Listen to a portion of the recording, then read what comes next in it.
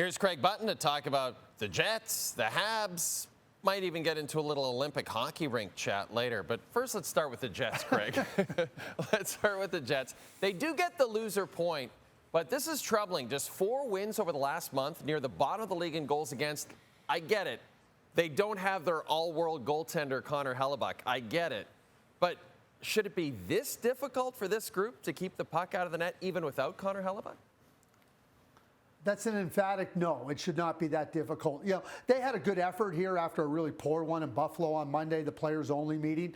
And again, the top line delivers offensively with both goals. But the problems that plague the Winnipeg Jets are not going to go away unless they get dialed in to the disciplines and the determination of playing good defensive hockey.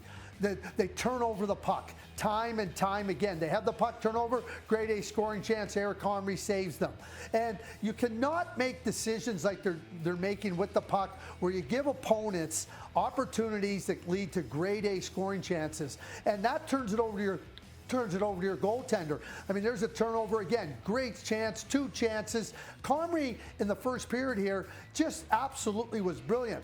Now you start to look at the goals. You got Pionk chasing outside. That's on the penalty kill. What are you doing out there? He's not dangerous. And then you come over here on the second goal. Watch this. There's 4 Winnipeg Jets and the Dylan DeMello, who's the right side defenseman, not defending the front of the net. Those are the things. They're self-inflicted. They're harming themselves. And they know how to play defense. They've shown it the past 2 seasons. And until they get back to digging in and being smart in their decision-making, being smart in their positioning, the same things are going to continue to happen. And they know they can do it. They just have to get back to working at it. Because if they don't, Jay, it's going to be real simple. There will be no playoffs. Forget about the Stanley Cup. There will be no playoffs for the Winnipeg Jets. Well, Montreal's fighting for the playoffs, too. They've been struggling lately, Craig. They snap a little 2-game losing streak on Wednesday. They have just 3 wins in their last 10 going into Wednesday. But are you starting to see signs, maybe, Craig, of a potential turnaround for this young team?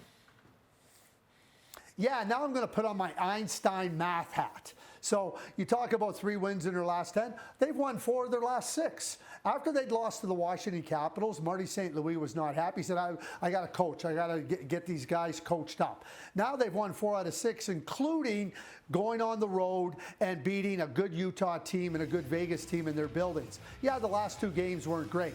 But on a back-to-back, I thought they were really good. You know, Dobish stepped up. The goaltending for the Montreal Canadiens has been at the bottom of the league collectively. But in this game, they were good. They were smart. They had their legs. Not always the case on back-to-backs. But if they play games like this, they get on a run like they have 4 out of 6, 4 wins in the last 6 games, they're going to be just fine. They're a young team. They're up and down at times. You see that.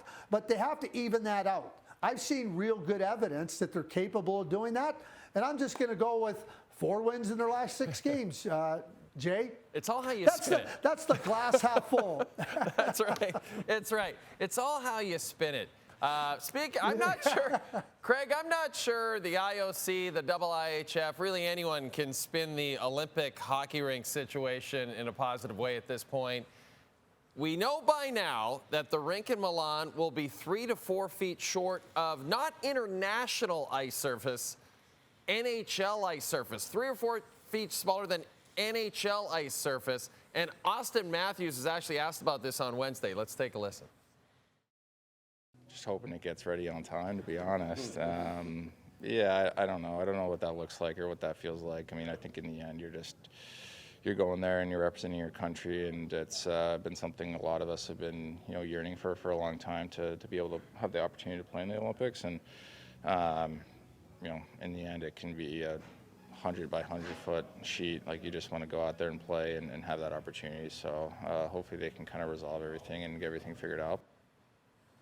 All right, Craig, curious to get your take on this one. What would you do in this situation if you were Gary Bettman in the leadership of the National Hockey League? Yeah, and you think about Austin Matthews, and let's keep in mind that this generation of players has not had the opportunity to compete internationally, best on best at the Olympics. So I fully get what Austin Matthews is saying. But let's just stop here for a second. The Olympics were not awarded to Milan 7 weeks ago or 7 months ago. It was years ago. We already know that the delay in the building of the ice arena has caused real concerns for the NHL. Now you hear about the rink, the rink dimensions being off. And Austin's really, okay, 3-4 feet. Yeah, well, you know what? The NHL, they take a break in their league to go to the Olympics. They don't get very much from the IOC to go to the Olympics. And this is how they get treated? This is what you do? You now know what the dimensions are supposed to be and you come short on it? Like to me, it's just, it's an abject failure by the organizing committee, the IOC, and the IIHF. Because the IIHF runs the Olympic tournament. Now, we can look at like how much goes there, but if I'm Gary Bettman and I'm the Players Association, I am not very happy with how this is unfolding. Again, you're doing everything you can to give your players the opportunity to compete in a best on best, and this is how you get treated? You know, we're going to have the World Cup draw on Friday, and there's no way. There are certain specifications that FIFA puts down for the World Cup, how the field has to be, that I meant. It's not 4 feet short. The goal posts aren't bigger or smaller. They are what they are. This is a failure by the IOC and the IIHF. I get where the players are at, but to me, this is just one of those things that has to be really concerning because the NHL bends over backwards and the NHLPA as well, and the players want to go over there, and this is how you get treated?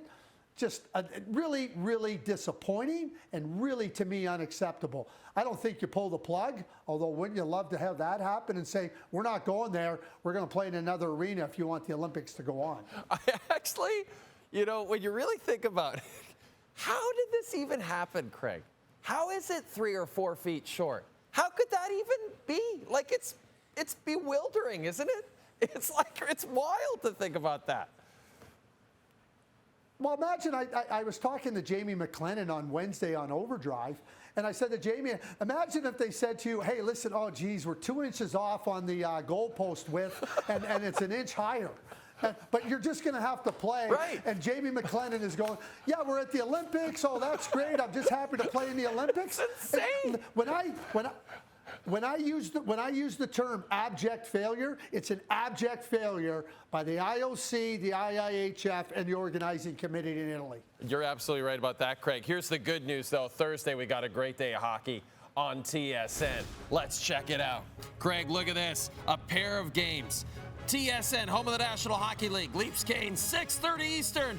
Ottawa Rangers, 7 Eastern. If you're the Leafs and Sens regions, you can watch them on TSN. Remember, regional restrictions apply.